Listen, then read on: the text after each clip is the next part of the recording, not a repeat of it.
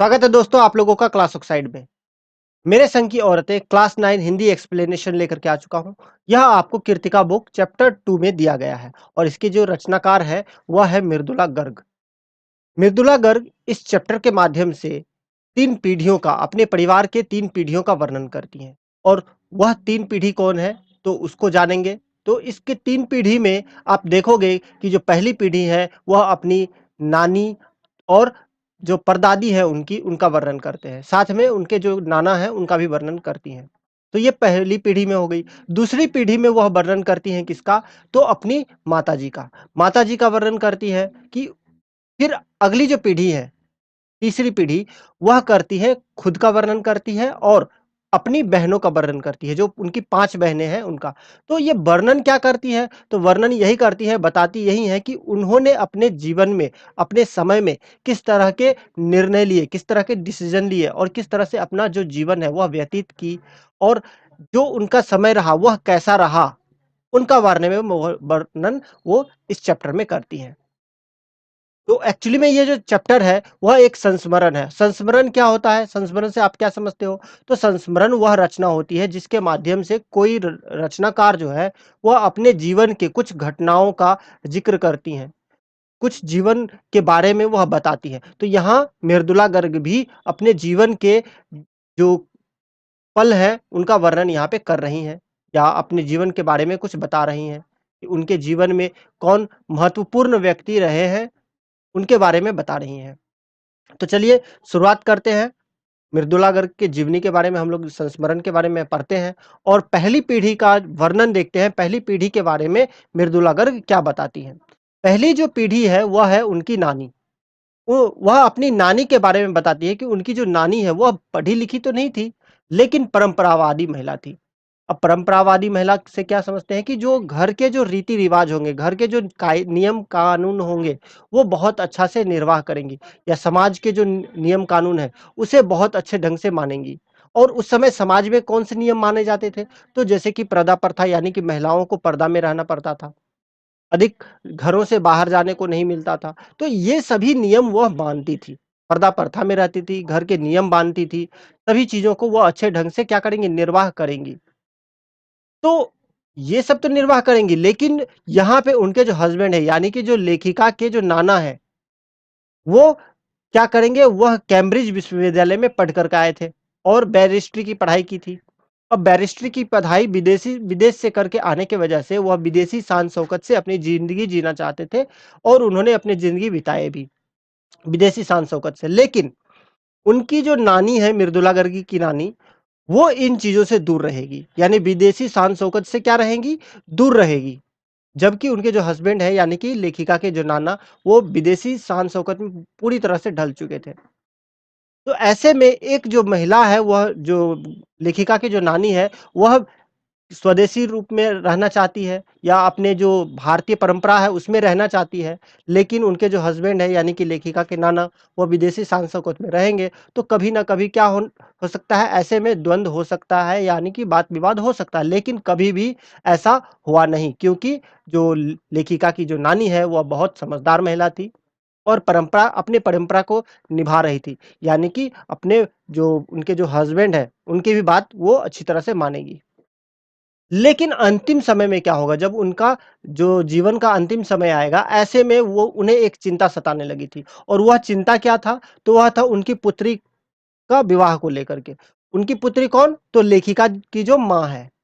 उनकी जो विवाह है उनके लेकर के उसकी नानी चिंतित हो जाएँगी। क्यों? क्योंकि उनके जो हस्बैंड है, यानी कि लेखिका के जो नाना है, वह क्या कर रहे थे? विदेशी शान-शौकत में जी रहे थे और उस समय विदेशों का जो है वह शासन यानी कि ब्रिटिशर्स का जो रूल था वह भारत में चल रहा था।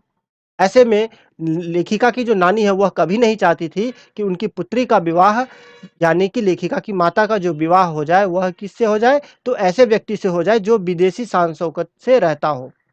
अर्थात क्यों हो जाए? क्यों ऐसा सोचती थी? क्योंकि वह जानती थी कि उनके जो हस्बैंड हैं, वह विदेशी रंग में रंगे हुए हैं और वह जो उनके लिए वो अपनी पुत्री के लिए अगर कोई लड़का ढूँढेंगे, तो वो कैसे ढूँढेंगे? तो अपने हिसाब से ढूँढेंगे, यानी कि जो वैसे व्यक्ति ढूँढेंगे जो विदेशी शान-शौकत में जीता हो। तो इस बात की उन्हें चिंता होने लगी थी। इसीलिए वह क्या करती है, जो उनके हस्बैंड हैं, उनके मित्र को बुलाते हैं, प्यारेलाल शर्मा। और क्यों बुलाते हैं? क्योंकि वह स्वतंत्रता सेनानी थे और उनसे बात करते हैं कि वो उनकी पुत्री के लिए कोई योग्य वर ढूँढें और वो पूरी ज़िम्मेदारी जो है वो प्यारेलाल शर्मा को दे देते हैं। और ऐसे में जो लेखिका की जो माता की जो विवाह होता है, वह किससे हो जाती है? तो स्वतंत्रता सेनानी से हो जाती है। स्वतंत्रता सेनानी से विवाह होने के बाद क्या हुआ? वो अपना जीवन जो है व्यतीत करने लगी। शादी के बाद क्या हुआ? अब स्वतंत्रता सेनानी है तो स्वदेशी चीज़ों को अपनाएँगे और लेखिका की जो माता है, उन्हें जो है खादी के कपड़े पहनने पड़े, खादी की साड़ी पहनना पड़ा, जो उन्हें सहनीय नहीं होता था। क्योंकि इसकी उन्हें जो है आदत थी नहीं। तो ऐसे में वो क्या करेगी, लेकिन विरोध नहीं करके वह घर की जो काम है, बहुत हद तक क्या कर रही थी? मान रही थी। बहुत हद तक मैं क्यों कह रहा हूँ? क्योंकि लेखिका कहती है कि उनकी जो माँ है, वो अन्य भारतीय माँ की तरह नहीं थी। क्यों नहीं थी? कि घर परिवार में बच्चों को सँभालने में उनका ध्यान नहीं रहता था। लेकिन फिर भी कोई घर से कोई जो है उनसे खपा नहीं रहते थे। क्यों नहीं रहते थे?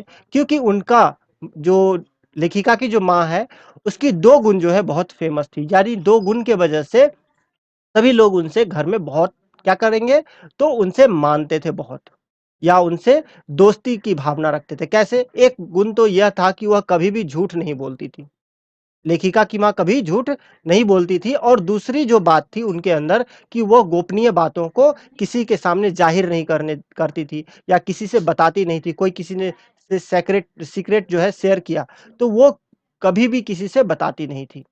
तो ये जो 2 गुण था उन लेखिका की माँ के अंदर में, वो बहुत फ़ेमस था, जिस वजह से सभी लोग उससे क्या करते थे? दोस्ती कर लिए थे। घर के सभी जो फैमिली मेंबर्स हैं, उनसे अच्छा रिलेशन था।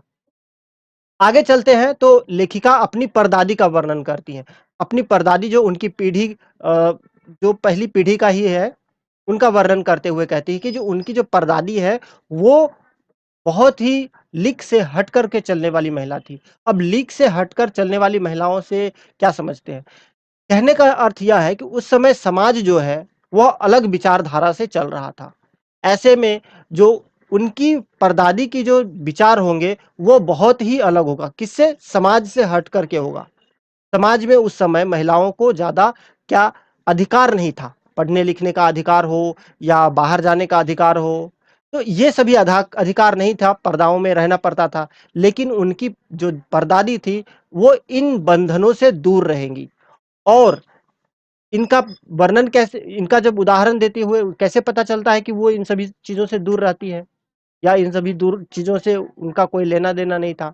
वो इसलिए कि लेखिका वर्णन करती हैं कि एक बार जब उनकी जो माँ है, यानी कि लेखिका की जो माँ है, जब उनका पहला बच्चा होने वाला था, तो उनकी जो परदादी है, जाकर के ईश्वर से क्या करती है? विनती करती हैं या मन्नत माँगती हैं। क्या वो बोलती हैं कि उनकी जो पहला बच्चा हो, वह लड़की हो। अब इसमें बहुत बड़ा बात क्या आ गया?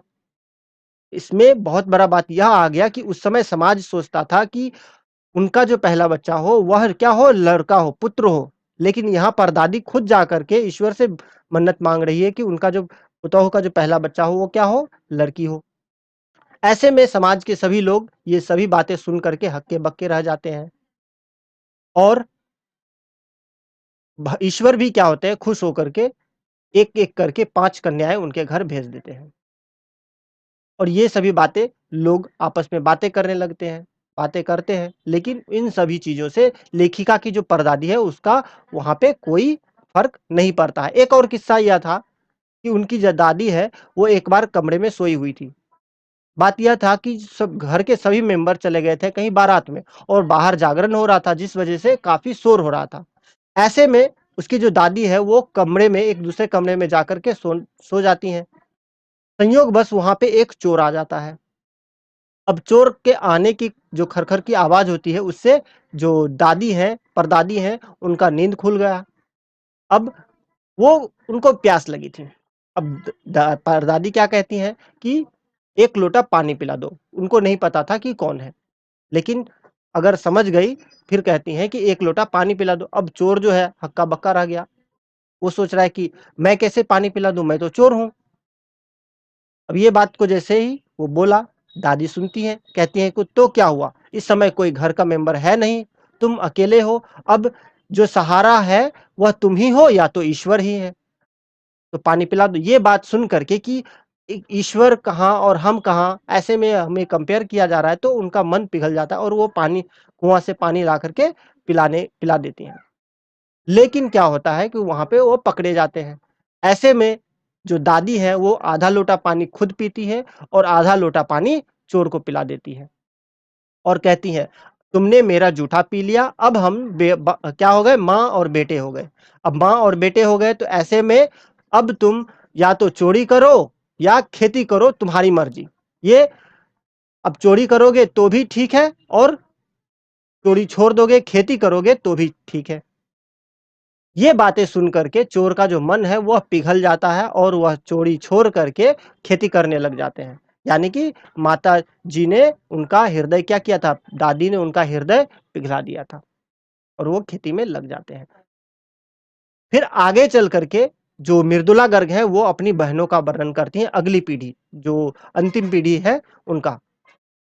यहाँ मृदुला गर्ग बताती हैं कि उनकी 5 बहनें थी। पाँचों बहनों में से क्या कौन-कौन थी? मंजुला भगत जो सबसे पहली जो पुत्री थी, सबसे पहली लड़की थी और जिसके लिए उनकी जो परदादी ने मन्नत मांगी थी, पहली लड़की। फिर दूसरे नंबर पे जो लेखिका मृदुला गर्ग है वह खुद आती है। तीसरे नंबर पे चित्रा आती हैं, जो कि पढ़ने में बहुत रुचि उनका नहीं था और चौथे नंबर पे रेणु आती है और पाँचवाँ जो है वह अचला आती है। यहाँ पे चित्रा का वर्णन एक चीज़ करते हुए बोलती है कि जो चित्रा है उसको पढ़ने में बहुत ज़्यादा रुचि नहीं है। लेकिन पढ़ाने में उनको बहुत आनंद आता था, यानी कि पढ़ाने में उनको बहुत ज़्यादा रुचि था, पढ़ने से ज़्यादा पढ़ाने में। और इसी कारण की वजह से जो चित्रा है, चित्रा का जो अंक आता था, वो उनके शिष्य से कम ही अंक आता था। वह अंक जो प्राप्त करती थी, वह कम अंक प्राप्त करती थी। और आगे चल कर के उन्होंने जो शादी की, वो भी अपने मनपसंद के लड़के से शादी करती हैं। फिर आगे रेणु का वर्णन करते हुए कहती है कि रेणु जो है, वो विचित्र स्वभाव की थी और स्कूल जाते समय वो पैदल जाती थी और वापसी में वो कभी भी गाड़ी से नहीं आती थी, इनकार कर देती थी। वो ऐसा क्यों करती थी? वो सोचती थी कि ये जो व्यवस्था है, ये साम्यवादी व्यवस्था है। वो साम्यवादी व्यवस्था के खिलाफ थी और जब वापस आती थी तो पसीने से तर-बतर हो करके आती थी। वो तो यहाँ तक सोचती थी कि जो उनको बीए भी नहीं करना चाहिए, तो उचित नहीं समझती थी बीए करना, यानी कि आगे की जो पढ़ाई करना वो भी उचित नहीं समझती थी, कि क्यों की जाए, ये तो साम्यवादी व्यवस्था है, इसको मानती थी। फिर अचला का जो वर्णन करती हुई कहती है मृदुला गर्ग, अचला अंग्रेजी पढ़ने में लगी रही।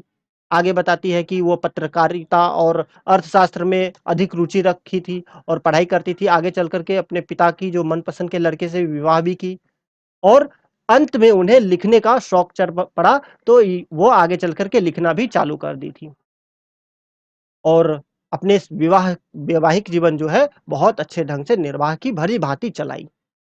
फिर आगे जो है लेखिका खुद का वर्णन करते हुए कहती है कि उनका जो विवाह हुआ था वह बिहार के एक कस्बे डालमिया नगर में हुआ था और डालमिया नगर में रहते हुए बाद में उन्होंने वहीं पे क्या कि साथ में जो उनके और आस-पास की जो औरतें हैं उनके साथ मिल कर के नाटक की। नाटक मतलब जानते हो प्लेस जो होते हैं, उसमें पार्टिसिपेट की, भाग ली और आगे वे वहाँ से बिहार से कहाँ गए? मैसूर राज्य जाती हैं। मैसूर राज्य में जाने के बाद वहाँ एक कस्बे में बागलकोट है, वहाँ पे रहती हैं। लेकिन वहाँ उनके बच्चों की जो पढ़ाई है, लिखाई है, उनके लिए वहाँ पे क्या थी? तो कोई भी व्यवस्था नहीं थी, जिसके कारण वो क्या करते हैं जो प्राइमरी स्कूल है, वो अपने बच्चों के लिए खोलती हैं और अपने बच्चों के लिए खोलती है और आस-पास के जो अधिकारी हैं, उनके लिए भी खोलती है और स्कूल खोलने का जो उनका ये विद्यालय खोलने का जो सपना था, वो क्या हो गया? पूरा हो गया और ये उनका जो विद्यालय है, आस-पास के विभिन्न जगहों पर क्या हो गया? फैल गया, जिसके कारण से आस-पास के लोग भी जो है, वहाँ से आकर के अपने बच्चों का एडमिशन वहाँ पे करवाने लगे। कहती है कि विद्यालय खोलने का जो सपना था, वो तो पूरा हो गया, लेकिन ये जो प्रयास था पूरा तो हो गया, लेकिन कभी भी वो जो है अपने छोटी बहन जो है रेणु से कम ही समझ रही थी। यानी कि सोचती है कि जिस तरह से रेणु अपने इरादों में पक्का थी, उस तरह से कोई नहीं था। ऐसे में उसका वर्णन करते हुए कहती कि ऐसा कहती क्यों है कि मतलब वो अपनी बहन से कम ही है या अपने इरादों में पक्की नहीं है, अपने बहन से कम ही है। क्यों? उदाहरण देते हुए कहती है कि दिल्ली में एक बार 1950 ईस्वी में क्या हुआ था कि 9 इंच तक बारिश हुआ था और चारों तरफ से पानी भर गया था। ऐसे में रेनू जो है इस स्कूल बस के इंतजार में ये नहीं थी। स्कूल बस तो कोई चल नहीं रहा था। लेकिन पानी भरने के कारण सभी लोगों ने ये कहा था कि नहीं, स्कूल खुला होगा नहीं, मत जाओ। लेकिन वो अपनी धुन की पक्की थी, किसी की बात नहीं सुनी और पैदल ही चल दी। अब पैदल जब चली जाती है, तो देखती है स्कूल बंद है और वापस क्या होती है, पैदल वापस ही आती है। ऐसे में लेखिका कहती है कि वो अपनी धुन की पक्की थी, यानी अपने मंजिल की ओर जो चलने का जो आनंद है, वो कुछ है। अकेलेपन का जो आनंद है, वो अलग ही है।